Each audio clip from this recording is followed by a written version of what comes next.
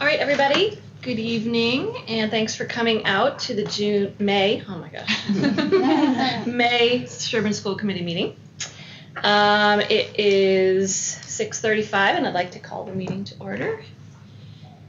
Let's begin with any public comments.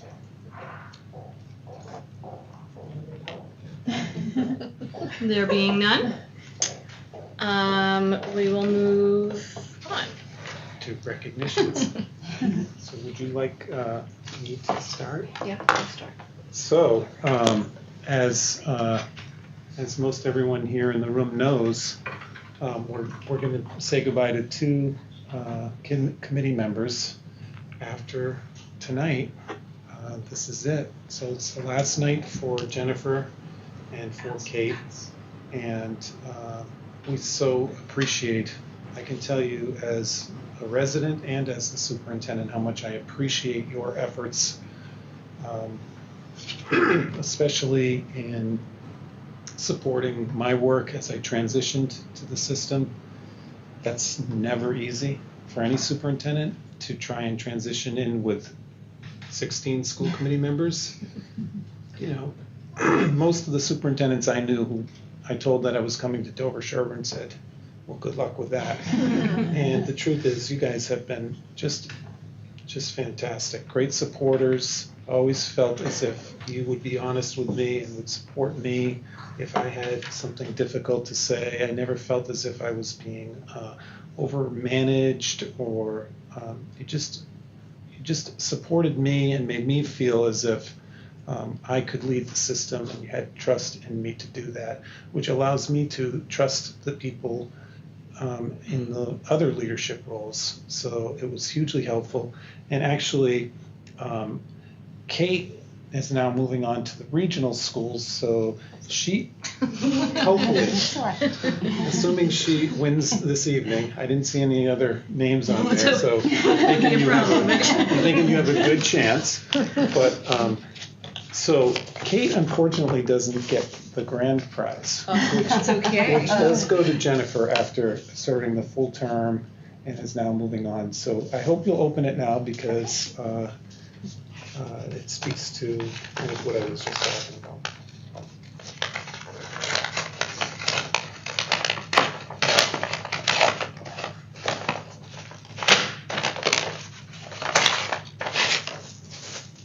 Oh, this is nice. Oh, I love this. Thank you.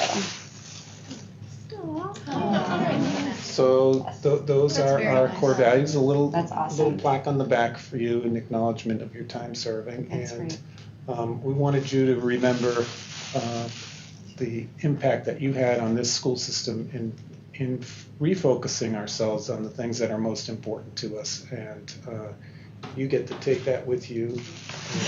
And I will still be around. My youngest is 7, so I'm still going to be involved. Yep. And I do want to say that I'm really proud of the way that we have focused on the whole child education during my term on the school board. I really think that was very important. It was important to me, and I felt that we all worked really well together with that commitment. So thank you. Well, thank you. And we also have something else. So thank you, ladies, both. I feel like I'm missing, because we all went to our training together when we first started. So you two are leaving me, but you're staying, just in a different capacity. So this is from school committee for you and for you, and we appreciate your service. And feel free to come back and do it again. We always want to have you back. And there are no laws against That's right. So thank you both very much. I've learned a lot from both of you, and Kate, thank you for your leadership on the committee. Oh, thank you. Well, thank you. I hadn't prepared anything, but it has been really fun the last 3 years working with all different groups of people, everybody excellent, and it felt like it was always a good combination. So thank you. Thanks, Kate. So those are the famous apples. Yay. Yeah, don't eat them. Okay. Don't eat them. All right, thank you. So very good. All right, thank you very much. The CSA co-presidents are on the agenda, but they were not able to make it tonight. They are hoping to be on the June agenda, so we will work on that. Mm-hmm.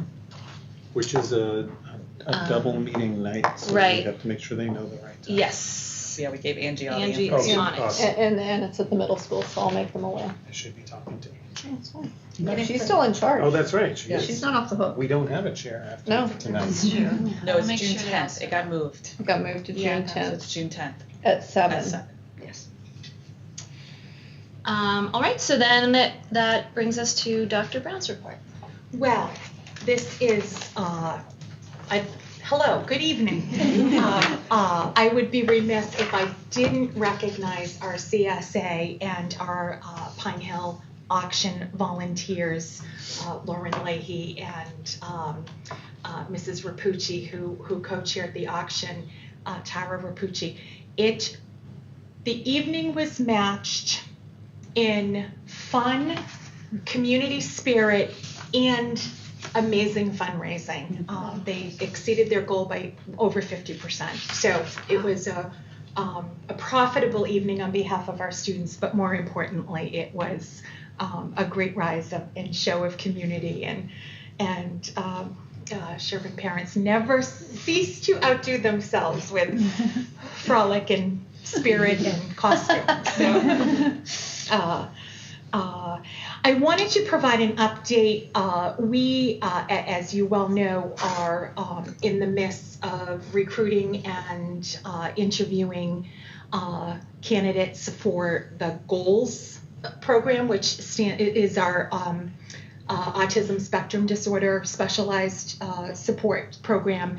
GOALS is the acronym for Generalization of Academic Learning and Social Skills. So we now refer to it as the GOALS program. Sorry for that trip up in vernacular. We're interviewing all day tomorrow GOALS candidates. We are in the process of vetting finalist candidates for our art teacher position. As you recall, Sarah Richards is retiring, and the literacy specialist position that we are super duper excited about. So we'll keep you posted after finalist candidates have a chance to be vetted by the superintendent. At our last meeting, we touched briefly on the major miraculous overhaul that a group of folks led by Allison have done to our master instructional schedule for next year. Very organized, started this process before the holiday season, I think, when teachers are less in the throes of end of the year panic and rapture. There were some, in any instructional schedule that accommodates 6 grade levels, sometimes there are trade-offs. And we were hoping to be able to generate a schedule that had less transition time for kids, less interruptions to important instructional blocks, stepping up halfway through a math lesson because it's time for a PE class. I mean, we had made great advancements in that, but there were teachers didn't always have uninterrupted instructional blocks. Instructional flow for a grade level team, so that as a 3rd grade team or whatever grade level team, we're in tandem with instructing kids in content at the same time, so we can be creative and do flex grouping or provide interventions or challenges with flex groups across classrooms and not have each classroom operating in their own instructional vacuum. A passion of Allison's was to bring a key concept in any professional learning community, which we aspire to work in, is an opportunity for intervention and challenge to be provided for students without fragmenting students' instruction in a content area. So for example, a 1st grade student who's not making effective progress might receive some extra literacy instruction. When does that happen? Does it happen during literacy? Does it happen during math? We certainly don't want it to happen during lunch or recess. So we had competing interests, as most schools do instructionally. So Allison was able to achieve what we're calling the WIN block, WIN being the acronym for what I need. And every grade level, 3 or 4 times a week, 4 times a week, 20 minutes. we'll have 20 minutes where no new instruction is introduced. teachers will strategically flex group kids across and within the grade level for extra fluency work or extra reading comprehension work or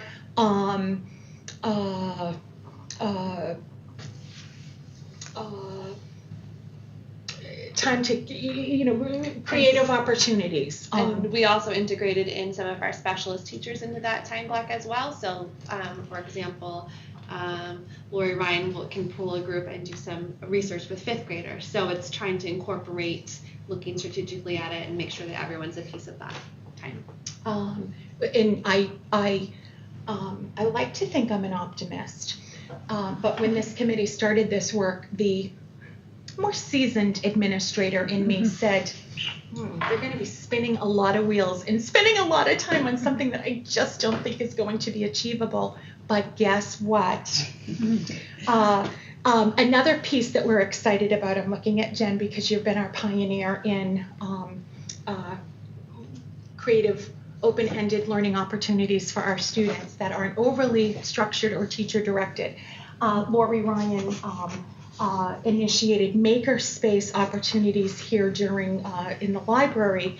Next year we will be replicating that in art. One of our middle school art teacher, Kathy Simino, does open studio, and kids come in at unscheduled times, decompress, create, connect.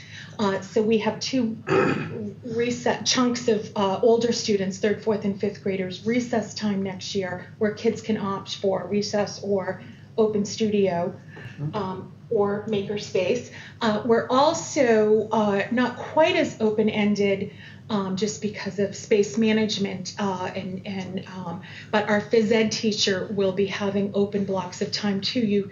You certainly know with your children and their friends how many of us need an opportunity for some physical activity in snippets throughout the day.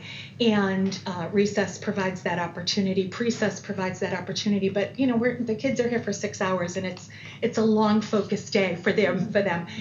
So we have some chunks of time where the gymnasium will be supervised, and teachers can send kids down for go have a wiggle break, go have a go do a power station, we're using some technology language, sync up or upload or sync or for most of us who know that we're feeling anxious, feeling overstimulated, feeling logy. So we're looking forward to using our specialists in creative ways, and the relationships they have with kids across grade levels will be well harnessed there. So I talked more than I intended to because this really was your canoodle. Also, as you know, our superintendents were able to prioritize some professional development money for us to train 15 Pine Hill educators and 15 Chickering School educators in responsive classroom. Beth has talked about that over some of our meetings. That is happening the last week in June. So we are making sure that every one of our educators, preschool through 5th grade, prioritizes morning meeting time for before we hop into our learners' mindset, our readers' mindset, our historians' mindset. We spend time connecting. So we have built in. It's 15 to 20 minutes varies, and the goal too with that is that we're calling it no full time. So essentially, any students who are receiving services or any sort of interventions, that's a time where they can't be pulled because we're prioritizing that we're all in the classroom together. And our hope is that then other staff members can come integrate themselves into the classroom, but it's a time where they can start off their day as a community together. And then one other blip that didn't make it in my report because it's sort of hot off the press. Both Pine Hill and Chickering schools are among 57 schools in the state of Massachusetts who are being recognized by the Department of Education. There's a ceremony at the State House on June 7th for what formerly was referred to as blue ribbon schools, that high esteem of schools that are making great progress. They're now calling it an Education Excellence Award. but we've been invited to be recognized on June 7th, and we accepted the opportunity to be recognized. So we'll keep you posted.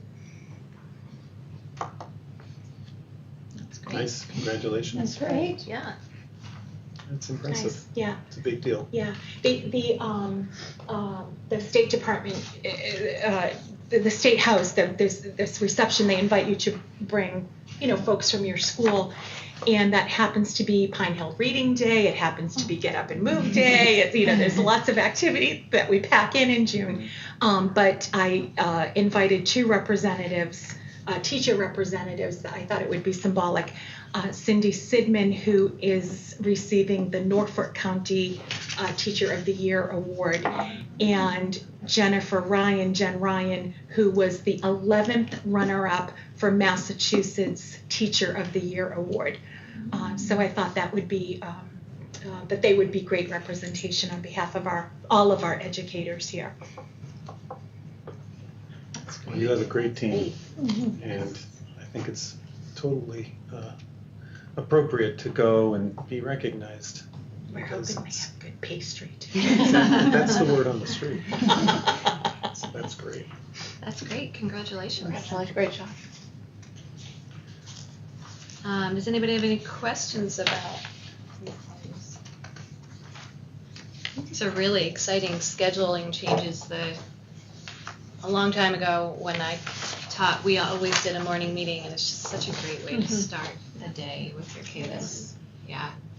And these other blocks are, the WIN block is kind of a little reminiscent of the, in the middle school, the DR, or what's this little last period?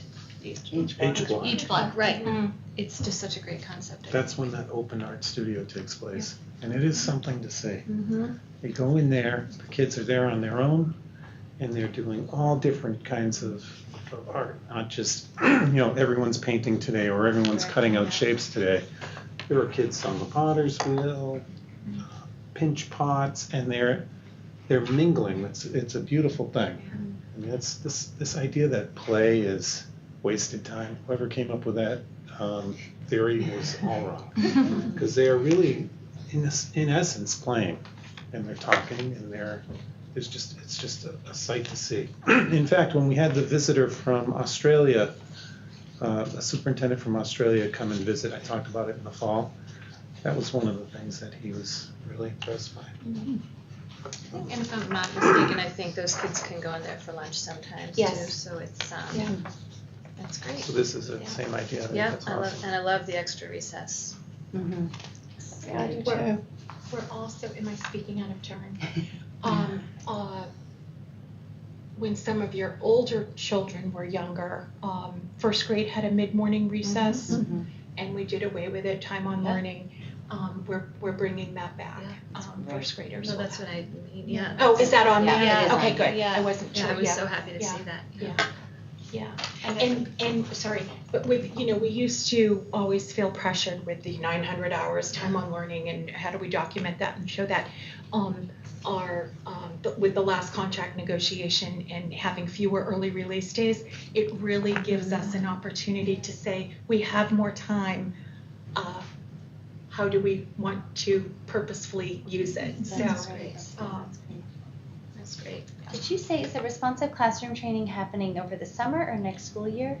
The last week in June, next month. Right. And the funding that was procured allows us to train 30 participants across the two elementary schools. That's a big cohort. That's great. And we have a nice cross-section of classroom teachers, specialists. I think most of our specialists are signed up, actually. And there's already talk amongst, I met with a team yesterday and only one of them can attend, and they're like, okay, let's start planning, when can you come back and share that information with us? So everyone, even if the 15 are, there's more staff members that are excited. That's and want great. to hear. That's great. And a lot of our educators reach for responsive classroom practices, but by providing the training, we're prioritizing the practice. So it shouldn't be a nice to demonstrate. It's a must connect with children. That's great. Does anybody have any other questions or anything? I just wanted to say I heard some really positive feedback about the Dad's Focus Group that you guys held. So thank you for making the time to do that. And I mean, what I heard coming out of it was that people who participated found it really valuable, and even a number of people who just, I think, were there more to listen made comments on the way out about how great they thought it was. That's good to hear. So thank you for That's great. doing that. Well, Maury Freeman deserves the credit because it was his idea, but it didn't take a lot of arm twisting to get me involved because I love those kinds of conversations as a dad who came through the system. We sometimes have different perspectives, sometimes feel left out of the loop because we're the men, and it's assumed that the moms are going to be the ones who you contact. And we had a great conversation right in this room, and I hope we can continue it. It's unfortunate it happened so late in the year because it's tough to keep that going, but I see that as part of our strategic plan where we're talking about connecting parents earlier on, talking about these kind of meaty subjects earlier on, homework, how much is too much, all of the challenge success kind of themes can be talked about with parents before they even come here. So I really thought that was a great idea for Mari, and I'm glad to hear that, Megan. That's awesome. Yeah. Good. Great. And sorry, one more thing. This goes out to everyone, but Kate, you'll be glad to know we've started meeting with potential Metco families to join our school next year. I did hear from Yes. Monique just today. Just this morning I had a fabulous introduction, but we have 2 students matriculating to middle school and another student who's probably leaving us for private school. So we're hoping to have 4 new students, 2 kindergarten, 2 first grade in our Metco program. It's very exciting. Yeah. Keep you posted. Yes, very exciting. Well, I just want to quickly comment. The first thing you mentioned, the auction, and I was also sorry, Jennifer and I were saying that the CSA chairs aren't here because they did do an amazing job, and I just want to say as a CSA member and a school committee member that I was so pleased to see so many teachers and administrators there, and I know I've been the teacher who is asked to go to the auction, and it's fun, but it's different, and it was really great to have that support. So The teachers rallied that amongst themselves. That was great. Feeling bad that 2 years ago contract negotiations were going on, and there was a little bit of positioning that was happening, and so there was an educator turnout at the CSA auction, and the teachers wanted to make sure that they knew, that parents knew how respected and appreciated they are from the faculty. It was really evident. So it was great. The singing was impromptu. Yes. That was That- all that on the was- DJ. That was impressive. I can't tell you how many students came to school and said, "Oh, we heard you were all singing." you joined at the very end. Well, the fact that I left afterwards had nothing to do with my ears or anything like that. We couldn't have the floor without The you. timing was excellent to bring me up. Well, I'm sorry. It's cool. It's not so hard. All right, thank you very much for that report. Ms. McCoy is not here, but Dr. Keogh? Yes, exactly. Ms. McCoy had a family obligation, but I did offer to cover for her on her report. So this is risky. This is really risky. But actually, there's nothing here that is news to me, and that's a good sign. We did have 4 faculty members, 2 elementary and 2 secondary, who were chosen to be Fuse Fellows, which is it's an initiative out of the Tech Collaborative. And the Fuse program aims to cultivate and disseminate innovative education solutions that improve educator and system capacity to provide personalized experiences for every learner. Key words in that statement: cultivating innovative education solutions, improving educators and system capacity to provide personalized learning experiences for every learner. That is kind of really the bulk of what the Innovation Committee is all about. So this dovetails very nicely with that. So we're excited that we'll have 2 elementary people participating. And by participating, they go through an 18-month program. So they really come back as leaders on this topic. So that's a big deal. Very, very psyched that we had people get involved. And I'm proud of Beth for bringing that to DS. The multi-tiered system of support, this sometimes referred to as MTSS, is kind of the next generation of RTI. And RTI is the response to intervention and more traditional kind of interventions around academic concerns. The multi-tiered is really focusing on not just academic, but the social emotional challenges that kids face as well. So they are working on that across the system and tying that into our DCAP. Also, Beth has been able to work with Dr. J.C. Ippolito, a literacy specialist, who's actually was out today, working with our pre-K to 12 ELA teachers. And from what I'm told, it was a wonderful event. They're working on kind of developing and establishing the literacy, the vision for literacy. So where is it that we want our kids to go? As opposed to, well, we teach this in first grade, we teach this in second grade. Is there a connection to where this is leading? And I think that's fantastic. We continue to work on the cultural responsiveness. The leadership team actually has an invite out to Leslie Smart of Ideas. Ideas has done a lot of the anti-bias training for us. Formerly, Ideas is really formerly EMI, Empowering Multicultural Initiatives. We've done a lot of work here at Pine Hill with Ideas. We've had people trained, and we're excited about having Leslie come to work with us on identifying bias in policies and protocols. It's really amazing how at times we don't think our practices are actually biased. There was a great article a while back that I was tweeting out, and I want everyone to start tweeting because I try to put as much stuff out there, and there's good info online and it's quick. There was a great article about a Boston assistant superintendent who was working with the principal. I may have talked about this, I think, at a former meeting, was working, because I think I sent it to you guys.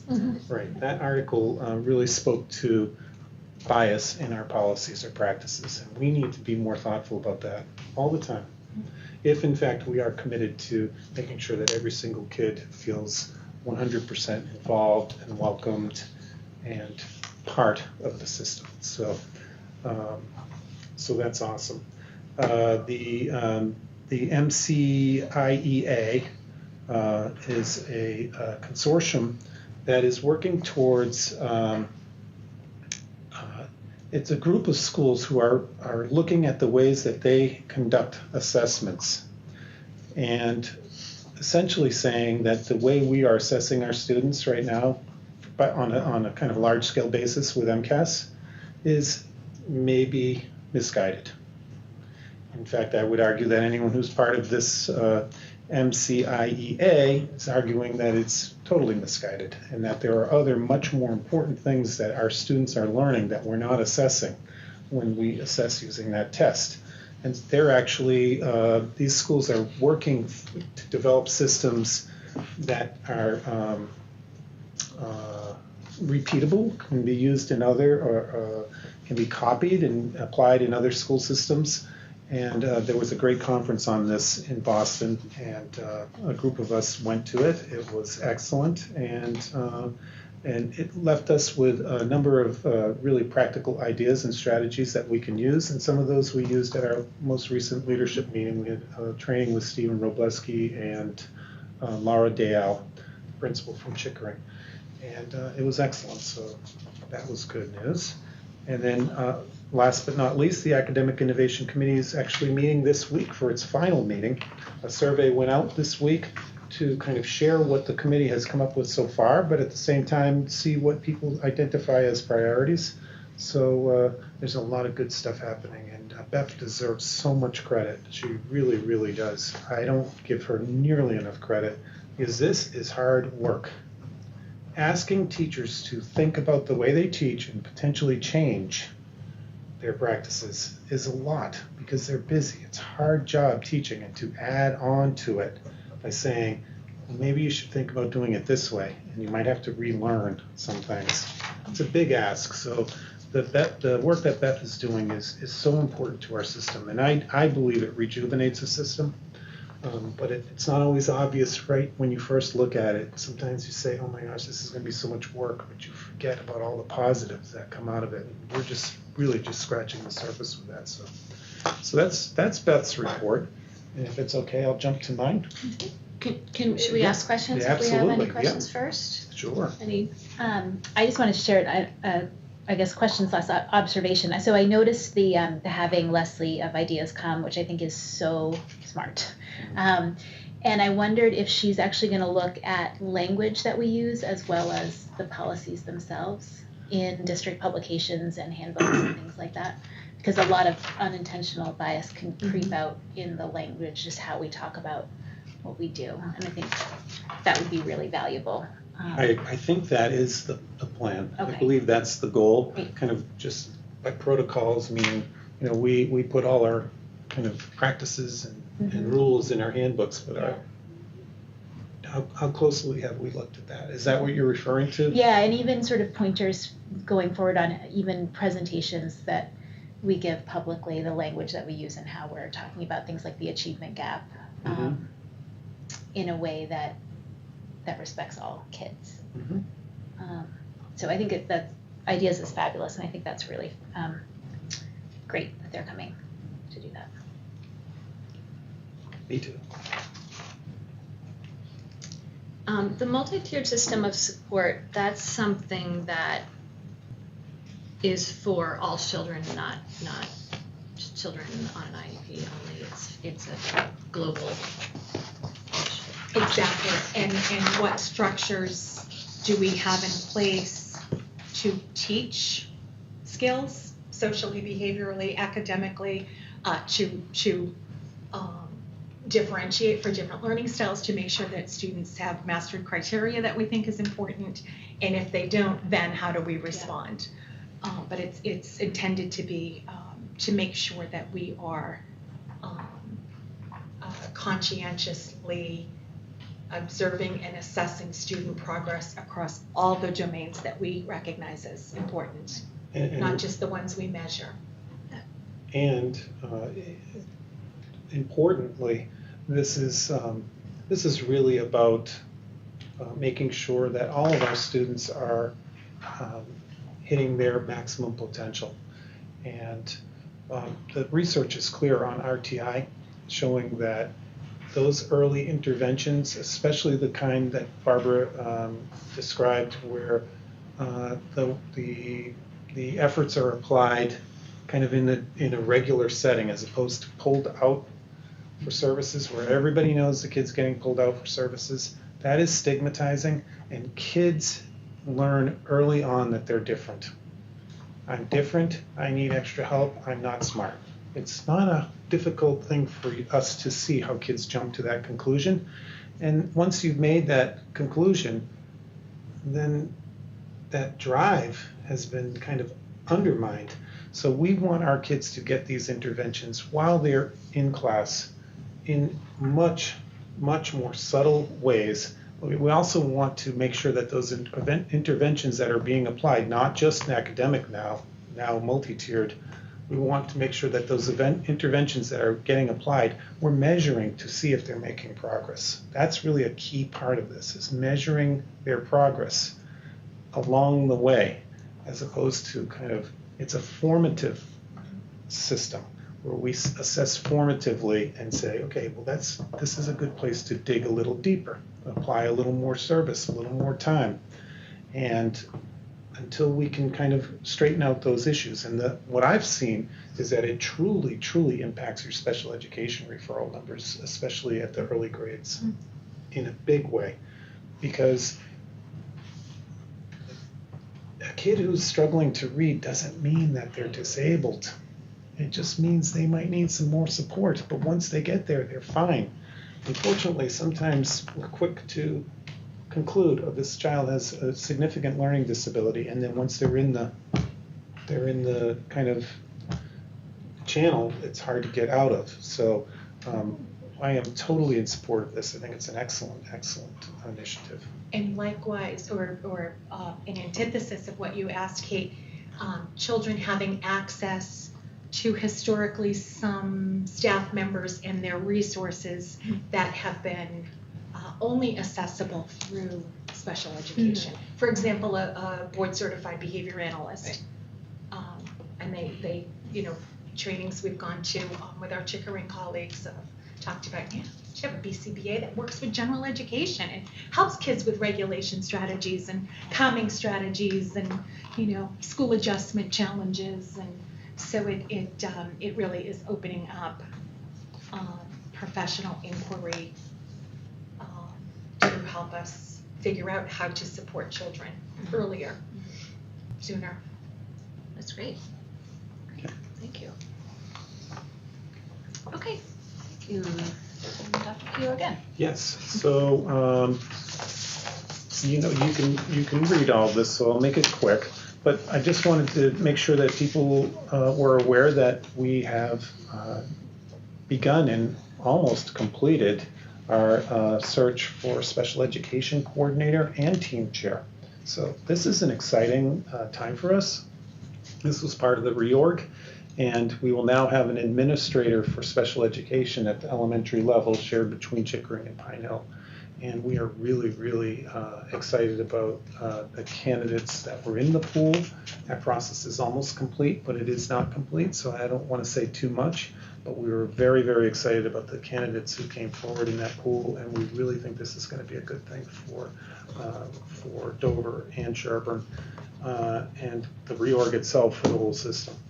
I do want to thank Debbie Dixon and Kate McCarthy, our not yet on board Director of Student Services, who feels as if she's probably been on board for a while because she's participated in a lot of this. She's been a really good sport about that. Debbie Dixon's been awesome in terms of laying things out and kind of making sure that people were included in the conversations as we moved forward with this process, and I do think that they were very inclusive processes.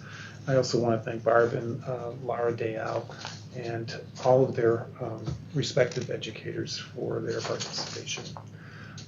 My next item that I wanted to highlight is really information that has come up through our kindergarten registrations. We are at this point looking like it currently 66 students registered. So that could be potentially tight for us. That is 3 sections of 22. So we do have 3 sections allocated for that. So that said, I'm telling you this so that you're aware.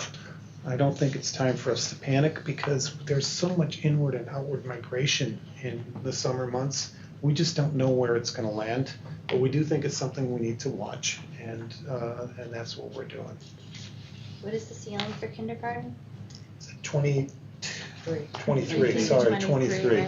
Right. Dover and Sherborn have 2 different policies, 18 to 23. 3 is K to 2. Yeah, K to 2. So it's right there. What is the number in Chickering or in Dover? Just out of They curiosity. do K through 5, 18 to 22. Okay. Right, so they have the fixed number. And again, it's a guide. I mean, they've had years where they've been above and below that, so. And we also know,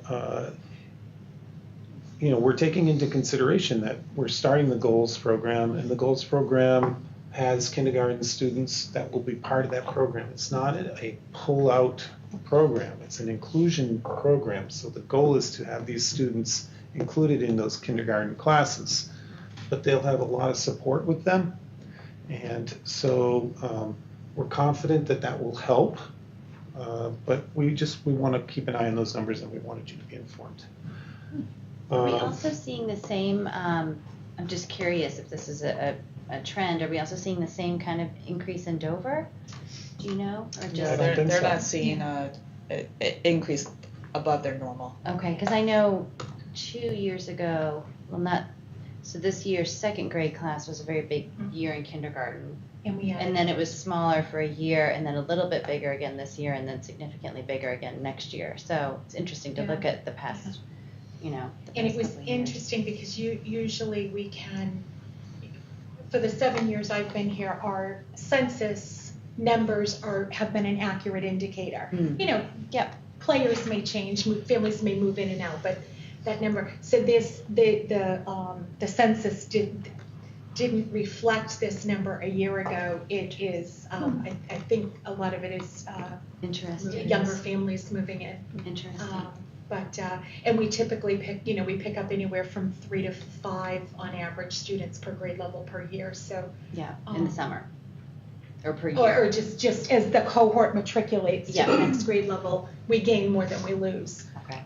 Not in the summer, but as they So this grades get bigger usually. So this cohort may ultimately be a 4-section cohort down the road. could be. But we've got, super capable teaching assistants in each of our kindergarten rooms, and lots of structured for small group instruction. And so the birthday party list may be a little bigger than usual, but. Well, so that bears watching. And I was going to recommend that at the June meeting, we bring you guys an update. Again, it will be June, so that's still early. Yeah. But and across the board, I was thinking kind of where we are in terms of our enrollments currently in June, if that is helpful to you guys. Dr. Brown, does that include the METCO potential students that you were talking about? It does not. That was not the two. It does not. The two We METCO don't have confirmed. 2 specific students confirmed yet. We're hoping to add 2 at that grade level. And are the kindergarten assistants that you mentioned, are they there for the whole day? Yes. Because I know that has kind of. Yeah, full-time.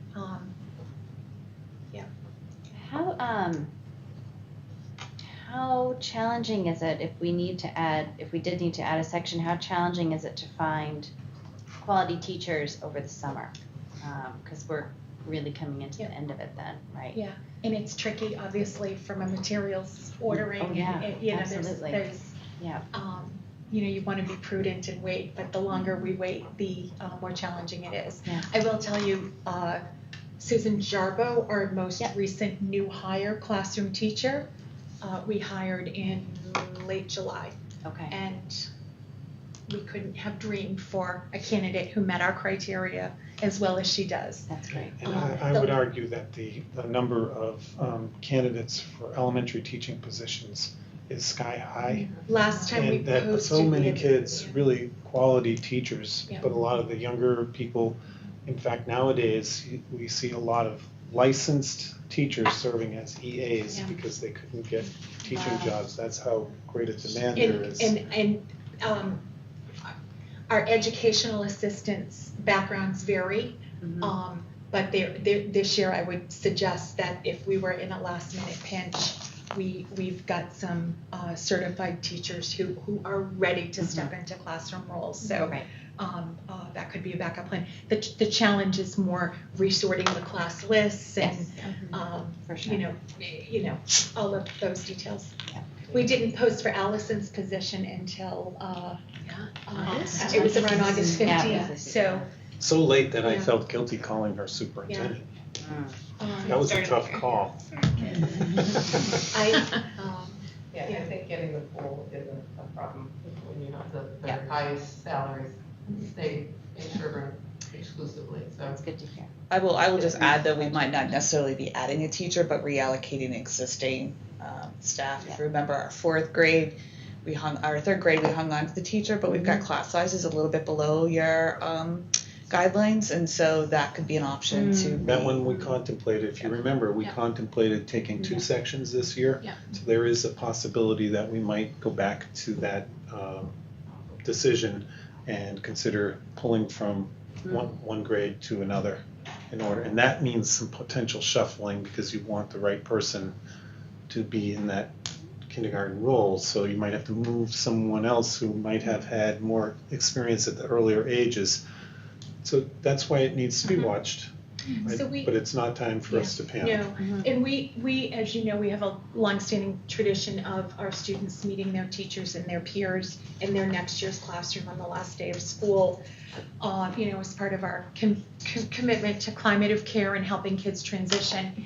If at our next school committee meeting, we are feeling that there could be some changes made in July, behind the scenes, we could opt for having our children generically meet the next year's team and not specifically meet their teacher, so that we're not, but we can weigh that, but Yeah. we have had new third grade students move in as well, so the good news is we have lots of old friends and new friends at every grade level. Great. And this is a popular place. That's a good problem. So the start times, I just wanted to make sure that you folks and the folks at home know that the start times work is not done, not even close. It's actually, we just handled essentially phase one of this process in determining that change needs to be made. But really the next step is bringing these subcommittees together to look at the things that we know we need to flesh out a little more. Transportation. Can we work through our transportation challenges in order to move our elementary times a little later? Is that possible? So that's a big priority for us. So we have other subcommittees that I mentioned. One that looks at kind of before and after school activities at the secondary level, at the elementary level, implications for our staff and for our families. School schedules, especially at the secondary level, school schedules are potentially going to have to change in order to shift our lunch periods because we use that one single lunchroom for the middle and high school. So these subcommittees are coming together and under a new Start Times Task Force, so Start Times Task Force Phase 2. And we'll be meeting, I'm shooting for early next week. And so Amanda and Dawn have both been part of that, and I've asked Allison to join us on that, and we have some good ideas about how to go about this process. I will say, because I believe it's true, that the goal of having all of this all kind of fleshed out by September is ambitious. I know I said that at the joint meeting, but it's really true because with each passing day, and anyone who's in education knows this, with each passing day towards the end of the year, momentum and energy levels drop. And we don't want to do it poorly, we want to do it right. So, but we are for sure going to have all of these committees in place, and some of that work is internal. It doesn't involve the community necessarily, like the scheduling at the middle and high school. That might be able to be done with the administration and staff at those buildings. So, and that could potentially happen over the summer. So and same thing with transportation. Much of that work will happen over the summer through conversations with Dawn and the Connolly Bus Company. So it is ongoing, but I just wanted to make sure that people understood that. And then I too wanted to just thank the CSA for that wonderful auction. It was, I have to admit, I was floored when I walked up and saw the Studio 54 labels on the doors, and they looked real. And so I actually thought for a second, am I at the wrong, is this the right place? And with the red carpet and the way folks really got into the theme, it was just great. And at the end of the day, much like the kind of the work that Jennifer and Kate and all of us have been doing, this is about the kids. Lest we forget, this is about the kids and improving the experience for our children. And they were a huge part of that at the CSA that night. So thanks to them. And that's it from me. I have a question about the new task force groups. Yeah. Are you going to send out an email asking people to sign up, or where is that going to come from? Well, the first thing I want to do is speak with the Start Times Right. Task Force, the original. The original and the leaders of these committees, and then the committees will have to determine whether or not they need lots of community input or membership. some of these committees might not have much membership, but they might want to send things out to the community to get their feedback. I'm just wondering where it's going to come from, because I know that people are asking how they can be involved in this next phase. So Right. what to look for. Are you going to keep the website up that you created? Yes, yes, we're in the middle of kind of redesigning the website for phase 2, and there are going to be some more education tabs on the left with sleep hygiene things, and then some more stuff specifically for elementary school parents, because we're still hearing concerns about the elementary school children and sleep. So, and I know that sleep came up as a topic in the Challenge Success meeting when they were thinking about speakers. So the website will be active, and there is going to be a communications group that will liaise with all of the groups to communicate out to the public. But I also suspect that I would send something out, as I have, and I think people have gotten used to something coming from the superintendent as far as the start times stuff has been happening. So in that, I would kind of give them an overview of this is where you'd be able to find information about these.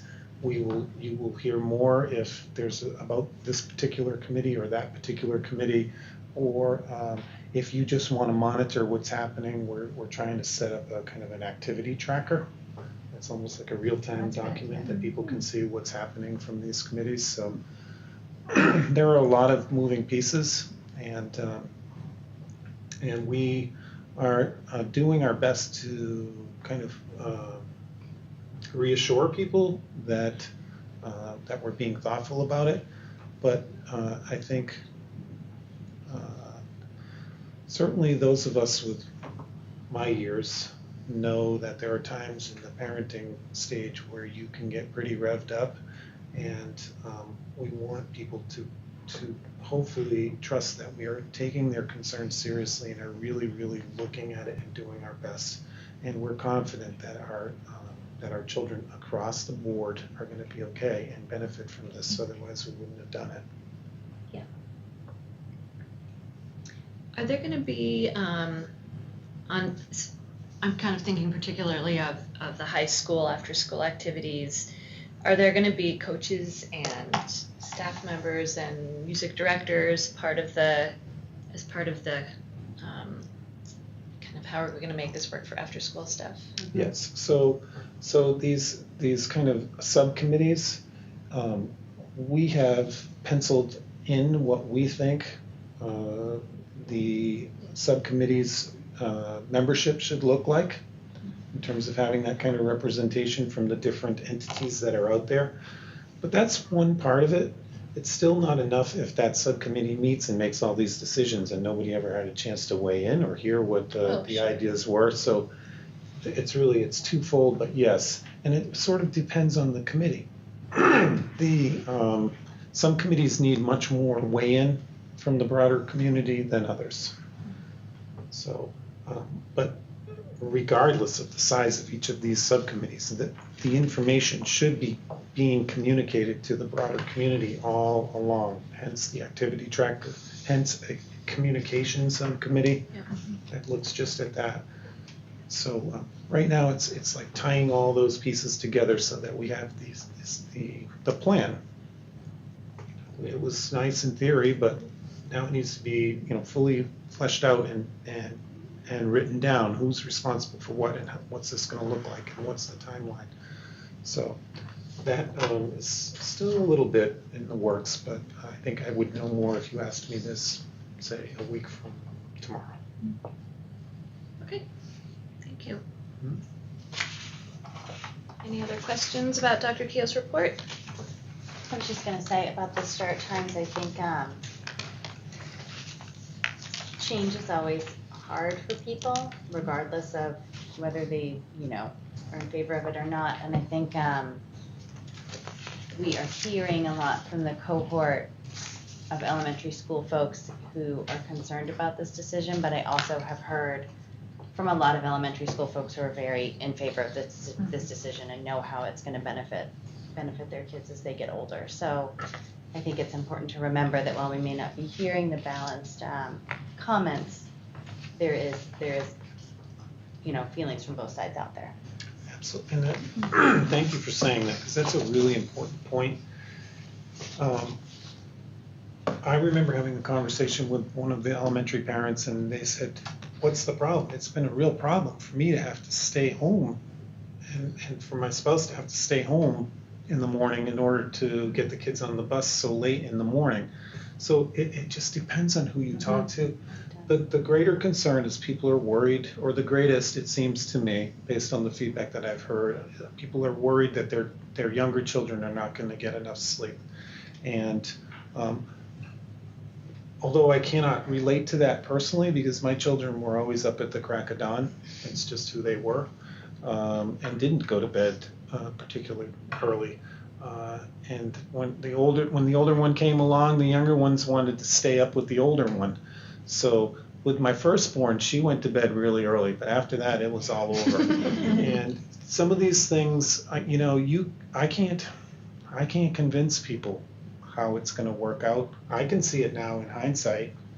Hindsight's 20/20, but I think that people are really worried about that. And I guess what I would say is that I believe, I am 100% certain that this is the right thing for us to be doing, and that people always adapt, and we will adapt.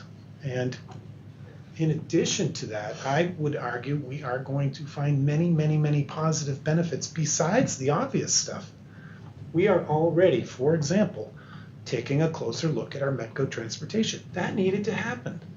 That would not have happened if we hadn't gone through this process. That's just like one example. What are the opportunities going to look like for after-school activities for kids now? Are we still going to have that rushing off to CCD on Monday afternoons? Maybe not. There's so many different possibilities of positive. And I agree with you, Megan. I've heard from a lot of people that they think it's a very positive thing, but I also don't want to dismiss those who are concerned, and we want to hear their concerns, and I encourage them to write to that Start Times email address. And sometimes they write to me, and that's fine. I do the best I can to keep up with those, but it ebbs and flows. But I definitely understand where people are coming from. This is a challenge.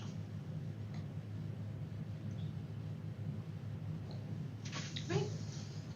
Thank you.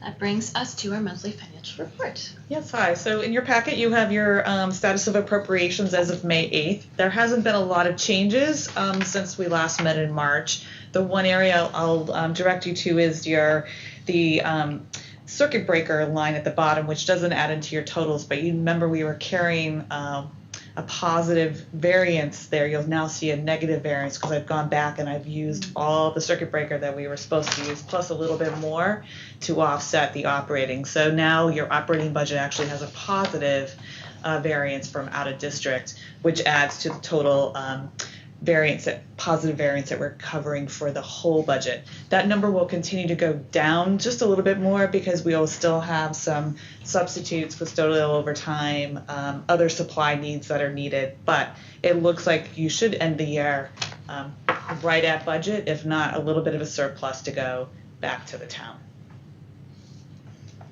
Any specific questions about the financials? So I've also included for you your all the revolving and special revenue funds. These balances are as of March 31st. So if you try to tick and tie circuit breaker to my May 8th, it won't. So don't try to do that. It takes us a little longer to get all the revolving and special revenue funds up to date. So I can't do those statements as quickly as I can do your status appropriations. And one of the things I want to highlight on your revolving funds and special revenue is we talked at our last joint meeting that we have put forward a request to increase the lunch price. So you can sort of see where your fund balance is right now for the cafeteria, which we're estimating. Again, this is cash basis. So right now you have about a $64,000 fund balance, which is a nice, healthy fund balance to maintain. That's actually grown a little bit over the years because we barely we were like a 20,000, I think, the last go around for the price increase. So that allows us some flexibility if there were any emergency repairs that come up, or also to pick up a couple of pieces of equipment that we need. Like we did buy a milk cooler this year, and it was able to come from your revolving fund. So it's good to have that as a backup. In addition to that, I also promised you some additional financial information as you consider the price increase at the June joint meeting. And so I've handed out your participation in monthly revenues for fiscal year 14 through 19, and also the comparative lunch prices from surrounding districts and those are fiscal year 19 prices. And then at the bottom I showed you what your current pricing is and what the proposed pricing is, just so you can see where we would fit into our neighboring communities. But if anything, I do think it's prudent on us to increase the lunch price, mainly because your cost of food and definitely your salaries are continuing to go up every year. So I think getting on a 3-year cycle where you go up just once and then stay steady for 3 years is a good way to sort of attack that. So that proposal will come back forward to the Joint Committee for approval in June. So if you have any additional questions in the interim, just send them to the chair in your committee and we can get those answered for you prior to June. Just a quick update too, after tonight's the polls close and I'm hoping for positive results from your debt exclusion warrant article or ballot question. We have everything ready to pull the trigger for both the projects that are approved for Chickering. You're sitting in one of them for Pine Hill. I'm sorry, for Pine Hill. You're sitting in one of them that when you meet back here again, you're going to have fresh carpet, both in this area and also the classroom lobbies in both levels. In addition to really a complete makeover over in your kindergarten wing, both with painting.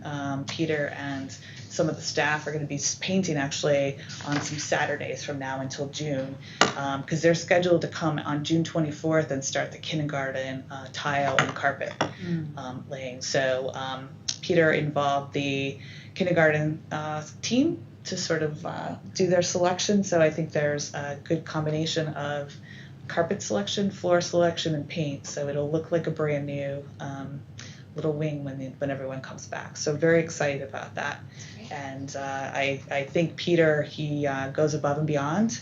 I think what our expectations are and really makes this place not just a school, but a home. So I want to formally thank him for everything he does to assist us in these projects. So he's got a lot on his plate. So we'll hopefully, if they don't go smooth, then it won't be too hot of a summer. Easter famine. If it keeps going like Susan, did you have Yeah, exactly. Sharon knows that you're going to do that right away. Yes, as soon as this was done, as soon as tonight was over, I was going to let her know that those are all going to be completed by the end of July. Yeah, which she knows. She's gotten used to the schools, because if we don't do it in the summer, we don't really get to do it. So. Well, it's what I call Christmas in July. Exactly, exactly. Thank you. Don, I had a question about the lunch money. So if we go up in price, how does that affect students on free or reduced lunch? Does it just moves up with them? Well, free is obviously still free, and the reduced rate is based on the government sort of pricing. So Okay, it doesn't so have an really impact. doesn't. Yeah. And you really so we sort of break even if we even make anything on the school lunch. And what sort of supports definitely the region and a little bit of the elementaries is the a la carte.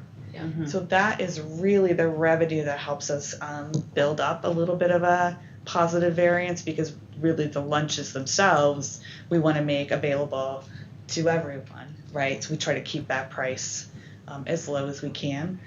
So there really is no profit margin at all in your base lunch that's selected.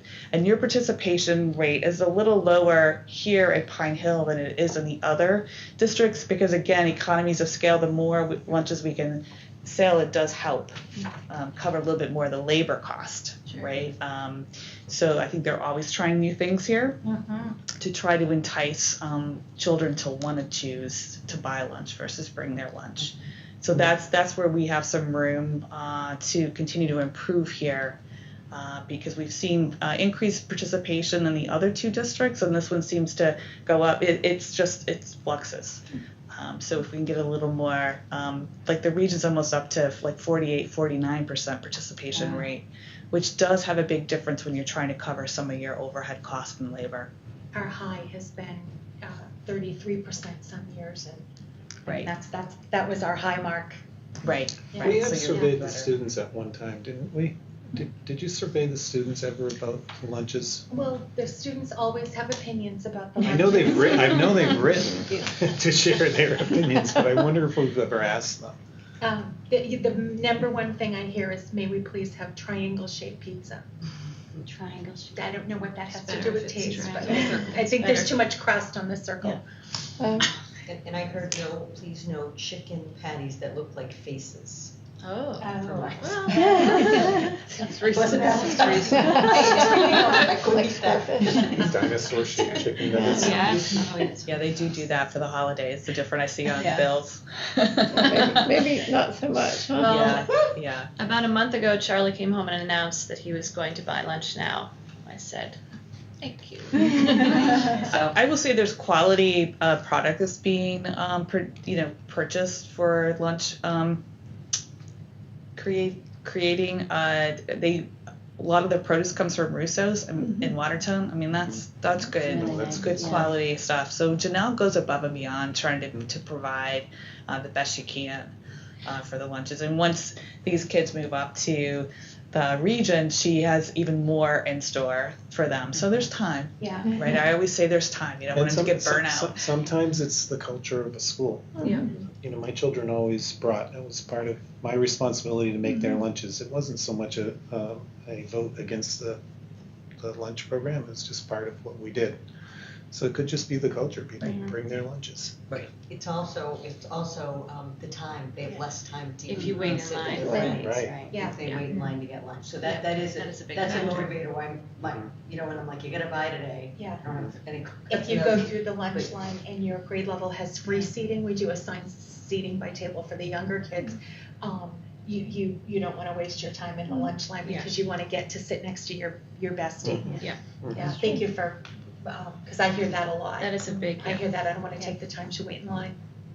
I do know that the food services sent out a survey a couple of months ago, and I don't remember if it was just to the middle and high school or if it included I everybody. think it was just the middle and It was high just the school. middle and high. Oh, was it? Okay, because Yeah. I remember responding to it. Yeah, and my son buys double and triple lunches at the middle school. Yeah, So they love the middle school one. So some days I get like the account gets drained. I'm like, can we just go for one lunch tomorrow? Well, I have to tell you, I almost got Yeah. run over by With a extra pizza. stampede. Tuesday's pizza day. Stampede of middle school kids. I was like, hey, slow it down. What's going on? Orange chicken. Asian chicken. Yeah, it's the orange chicken. That's the day he buys 3 lunches. Right, you know, and that is a big hit. Perhaps we should It is a offer big that hit. every day. It'd Right. be cheaper for me to take him to a Chinese restaurant at night. So they know what they want. Right. But the scratch cooking is something that Janelle introduced in fiscal year 17, and you'll definitely see that's where you start seeing the increase in the participation at the region.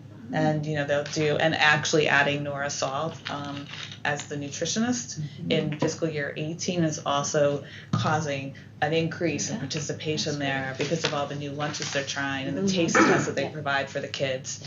And regarding waiting in line, we're adding some new equipment at the region to sort of make the lines go faster, so that some of the bars or some of the servers where you need to get your add-ons, right, are out in the cafeteria versus Please. having to stand in the line. So I think last week was the first trial she did because they were doing a Korean rice bowl. And so like your pickled radishes and your cilantro and whatever else was all out there so that people didn't have to take time in line to get that. So they're being really innovative because they do know how valuable the lunchtime is.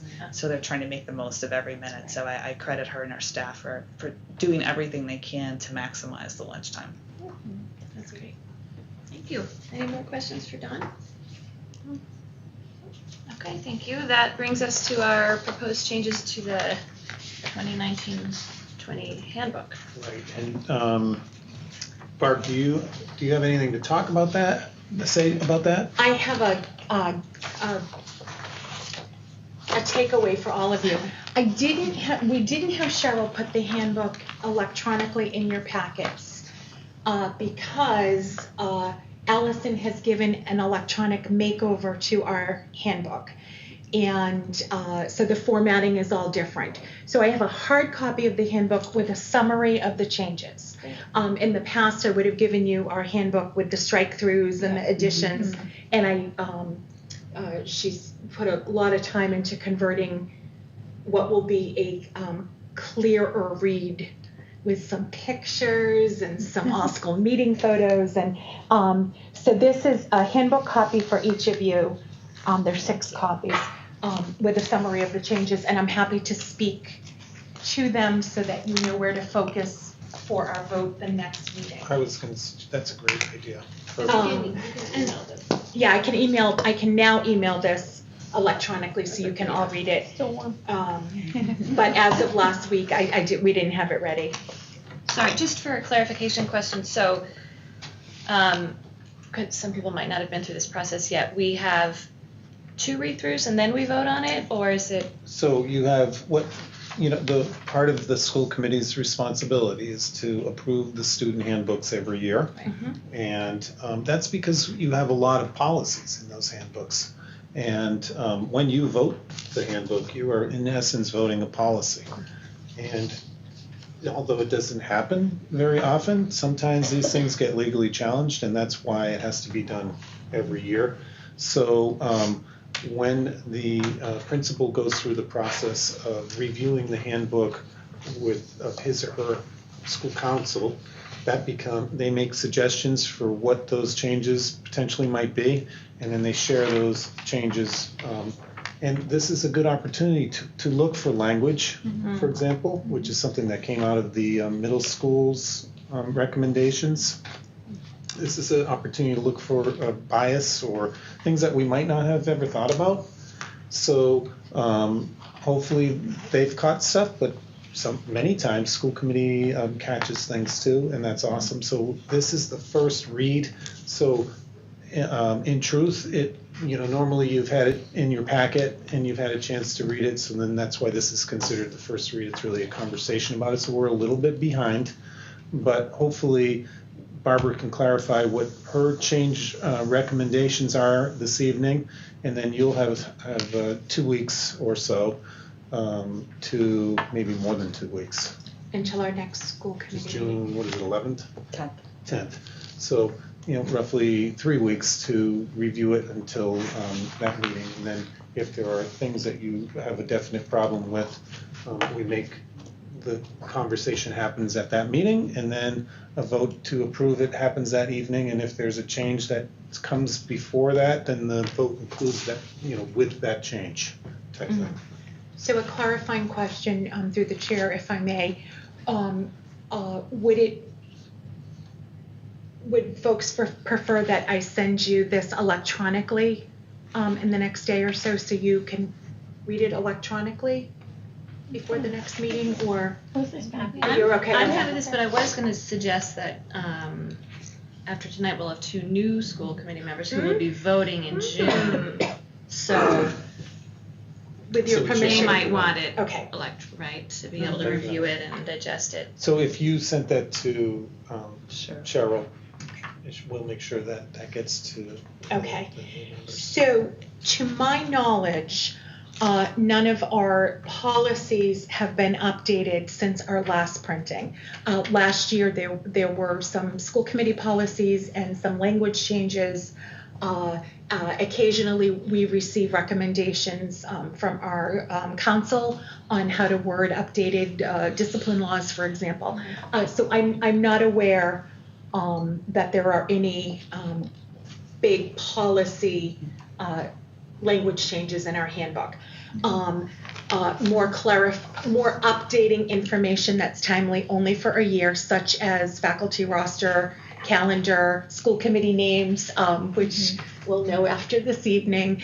And then some language changes we made to clarify updates around entering the building and preschool drop-off, etc. So I provided an overview of the pages, the topics, and the language we added so that you could see where it was added in the handbook.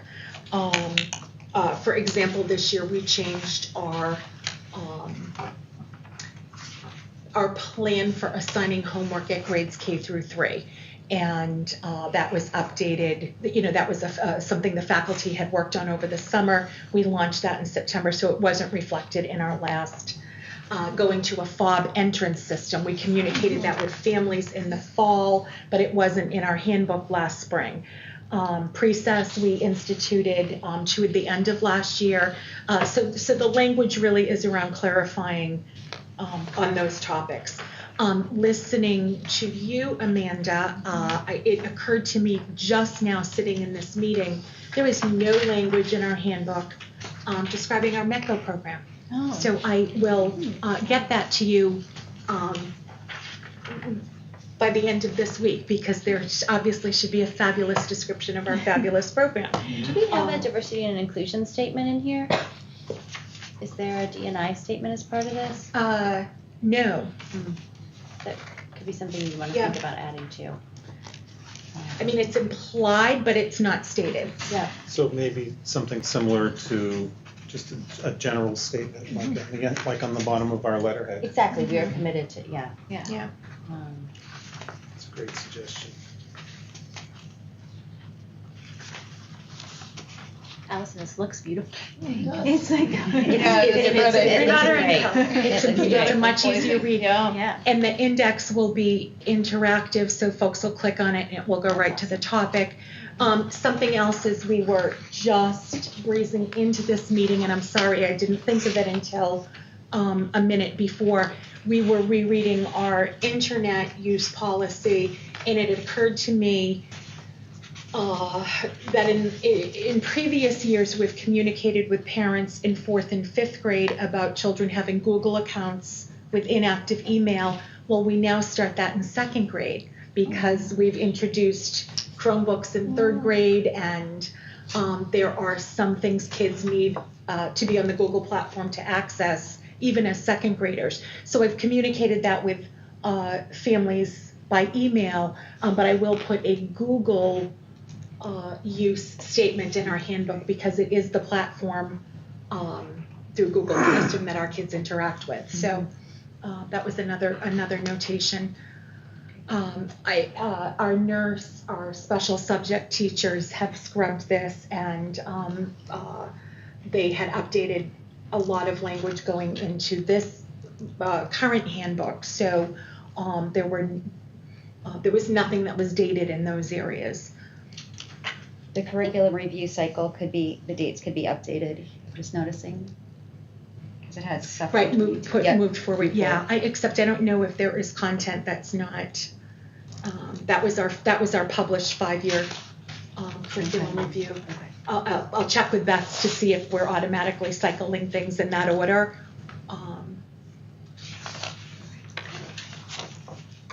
And as you know from all school meetings,